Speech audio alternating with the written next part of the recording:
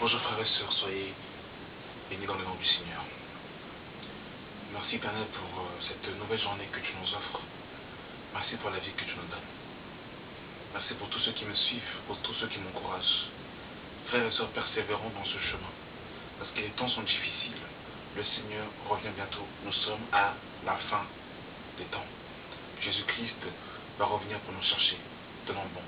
Frère, mon frère, ma soeur, si tu es tombé, relève-toi et continue le chemin, parce que ta récompense sera grande dans les cieux. Alors aujourd'hui, je vais parler du voile, le voile de Satan, le voile de Lucifer, le voile du diable. Pourquoi le voile? Parce que le voile permet, le voile de Satan permet de cacher certaines vérités.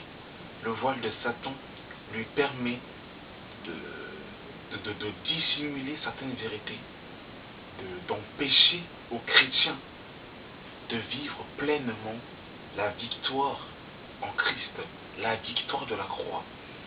C'est de lui empêcher, de lui cacher son identité, de lui cacher qui il est dans le royaume des cieux, de lui cacher la splendeur de l'évangile, mais surtout et par-dessus tout, lui cacher Jésus-Christ de Nazareth. Nous allons lire le passage et nous allons rentrer dans la profondeur pour que vous puissiez comprendre la pensée que je veux vous transmettre à travers cette vidéo. Je suis dans 2 Corinthiens chapitre 4, à partir du verset 3, qui nous dit ceci. Si notre évangile est encore voilé, il est voilé pour ceux qui périssent, pour les incrédules, dont le Dieu de ce siècle a aveuglé l'intelligence, afin qu'ils ne puissent pas briller la splendeur de l'évangile de la gloire de Christ, qui est l'image de Dieu. Alors ici, il y a des termes qui sont très intéressants.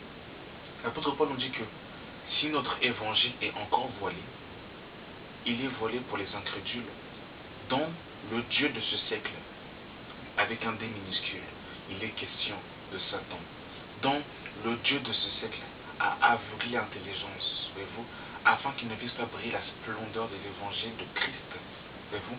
Ça veut dire que la splendeur de l'évangile, mon frère, ma soeur, c'est Christ. Et Satan va tout faire pour justement mettre un voile sur ton évangile, pour que tu ne puisses pas voir la splendeur de Christ. Parce que la splendeur de l'évangile est centrée sur Jésus-Christ de Nazareth. Je vais donner un exemple pour que nous puissions savoir qu'est-ce qu'il peut avoir comme voile. Alors le voile, c'est quoi? C'est quand des chrétiens ont donné leur vie à Jésus, mais ils vivent encore sous la loi. Ils sont encore sous le joug de la loi. Ils ne vivent pas la grâce pleinement. Ils sont encore sous la loi. Ils pensent que leur salut dépend de la loi. C'est-à-dire qu'ils vont observer les jours du Shabbat, ils vont observer les 7 fêtes de l'Éternel, la circoncision, les vêtements sacerdotaux, les sacrifices et toutes ces choses-là.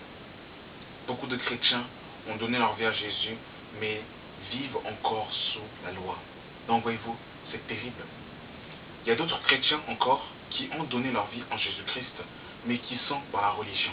C'est-à-dire que la religion est un système mis en place par l'homme, où le Saint-Esprit n'est plus le chef d'orchestre, mais là où c'est l'homme qui contrôle et qui dirige tout. Tout est fermé, tout est sclérosé, tout est contrôlé. On sait comment ça va commencer, comment ça va terminer. Et c'est tout le temps la même chose. À chaque fois que les chrétiens se rassemblent et se réunissent, c'est toujours le même scénario, toujours la même séquence. On commence par louer Dieu, on demande pardon pour nos péchés, on demande que le Saint-Esprit descende, on invoque le feu, on chasse les démons. Mais vous, toujours la même chose, toujours le même cycle. C'est la religion. Voyez-vous, la religion. Et ce voile encore que Satan met encore, c'est quoi? C'est que quand on connaît la Bible de A à Z, mais qu'il n'y a pas de relation intime, personnelle, étroite avec Jésus-Christ de Nazareth. Ça veut dire que on est un peu comme les pharisiens qui connaissaient la Torah, mais qui n'avaient pas la révélation de ce Dieu-là. Pourquoi? Parce que, mes amis, au-delà de la Bible, nous avons besoin du Saint-Esprit, parce que le Saint-Esprit donne vie aux Écritures pour que nous puissions comprendre. Vous savez, mes frères et sœurs, vous pouvez montrer avec les Écritures. Par exemple, je donne un exemple, que Jésus est Dieu. Ce n'est pas nous qui le disons, mais la Bible le dit à maintes et maintes reprises. Elle le dit par exemple dans 1 Jean chapitre 5, le verset 20. L'apôtre Jean, nous le dit clairement. Elle le dit encore par exemple dans Romains chapitre 9, le verset 5. C'est pourtant écrit clairement, mais vous verrez que certains ne vont pas y croire. Pourtant c'est écrit. Pourquoi? Parce qu'au-delà des Écritures, il manque la révélation. Et ça, c'est le Saint-Esprit qui l'apporte. Voyez-vous? Et quand il n'y a pas ça encore, c'est un voile. Voilà pourquoi est-ce que les Juifs ne comprennent pas jusqu'à aujourd'hui qui est Christ. Pourquoi? Parce qu'il y a ce voile. Et Satan, c'est ce qu'il fait. Les gens viennent à Jésus, mais il leur met un voile pour qu'ils ne puissent pas connaître qui est véritablement Jésus-Christ de Nazareth. Voyez-vous? Et ça, c'est terrible. C'est le voile que Satan met. Et beaucoup de chrétiens sont pris au piège par rapport à ce voile. Je suis dans 2 Corinthiens chapitre 3, le verset 12. Ayant donc cette espérance, nous usons d'une grande liberté. Et nous ne faisons pas comme Moïse qui mettait un voile sur son visage pour que les fils d'Israël ne fixent pas les regards sur la fin de ce qui était passager, mais ils sont devenus dur entendement. Car jusqu'à ce jour, le même voile demeure quand ils font la lecture de l'Ancien Testament. Et il ne se lève pas parce que c'est en Christ qu'il disparaît. Jusqu'à ce jour, quand on lit Moïse, un voile est jeté sur leur cœur. Mais lorsque les cœurs se convertissent au Seigneur, le voile est ôté. Et vous, c'est quand même terrible ce que l'apôtre Paul nous apprend ici. C'est-à-dire que les Juifs, quand ils lisent le Tanakh, ils ont un voile qui est jeté sur leur cœur. Voilà pourquoi est-ce que les cœurs ne se convertissent pas au Seigneur. Et pour que ce voile soit ôté, il faut que les cœurs se convertissent au Seigneur. Voyez-vous? Donc il y a besoin d'une révélation par l'Esprit de Dieu pour comprendre qui est Christ, pour comprendre la profondeur de l'évangile qui est centré sur une seule personne, Jésus-Christ de Nazareth, et qui est centré sur la croix. Le message central de la Bible, mes frères et sœurs, c'est la croix. L'apôtre Paul nous le dira clairement dans 1 Corinthiens 15, que si Christ n'est pas ressuscité, notre évangile est vain.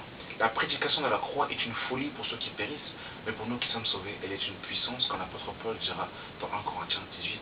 Donc le message central de la Bible, c'est Jésus-Christ, c'est la croix, Jésus-Christ ressuscité, Jésus-Christ glorifié. Voilà le message central de la croix. Mais si vous ne rentrez pas dans l'accomplissement de la croix, dans ce qui s'est passé à la croix, dans ce que Jésus a fait à la croix, et qui vous êtes en Christ maintenant, alors vous êtes voilé.